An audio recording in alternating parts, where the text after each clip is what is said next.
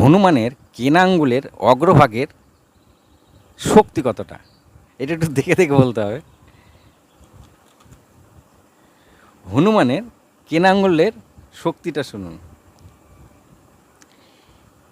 হাতি 60 টন ওজন নিতে পারে।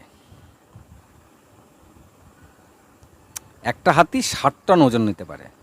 তাহলে 10,000 হাতি কত টন নিতে পারবে?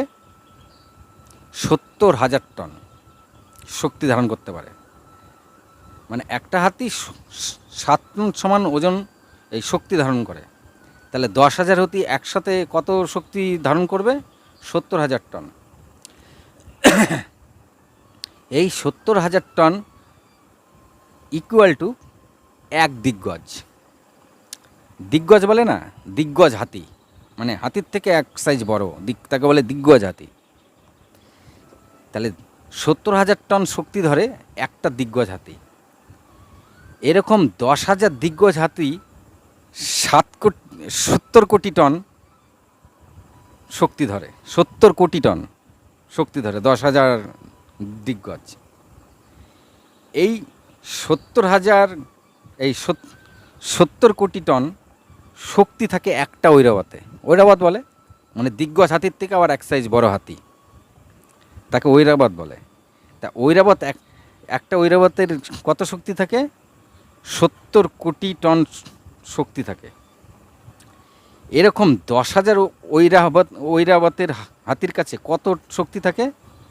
70,000 কোটি টন শক্তি থাকে। 70,000 কোটি টন শক্তি থাকে 10,000 ঐরাবতের কাছে, বা 7 ট্রিলিয়ন টন শক্তি ধারণ করে। 10,000 ঐরাবত 7 ট্রিলিয়ন টন শক্তি ধারণ করে। আর এই 7 ট্রিলিয়ন টন শক্তি কার কাছে থাকে? একজনের কাছে, তার নাম হচ্ছে ইন্দ্র। তা ইন্দ্রর কাছে যে শক্তি আছে সেটা হচ্ছে 7 ট্রিলিয়ন টন শক্তি। 10,000 ইন্দ্র কতটা শক্তি ধরে? 70 কোয়াড্রিলিয়ন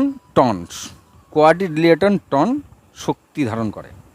10,000 ইন্দ্র একসাথে যা শক্তি পায় সেটাকে বলছে 70 কোয়াড্রিলিয়ন শক্তি। এই 70 কোয়াড্রিলিয়ন শক্তি হনুমানের কেনা আঙ্গুলের এক অগ্রভাগের শক্তি। তার মানে হনুমানের কেনা আঙ্গুলের যে শক্তি, সে ইন্দ্রর মতন 10,000 ইন্দ্র আসলে তবে হনুমান একটু কেনা আঙ্গুল দিয়ে নাড়িয়ে দেবে, ঠিক আছে? তার মানে 10,000 ইন্দ্র যখন একসঙ্গে যুদ্ধ আসবে, হনুমান তখন কেনা আঙ্গুল দিয়ে একটু নাড়িয়ে দেবে, তা 10,000 ইন্দ্রই ধরাশায়ী হয়ে যাবে। তা বুঝেন কত শক্তি। তা আমাদের যে এভারেস্ট আছে, এই এভারেস্ট কত টনের? তা আমার কাছে আছে। আমাদের এভারেস্টের টোটাল ওজন হচ্ছে 175 ট্রিলিয়ন টন।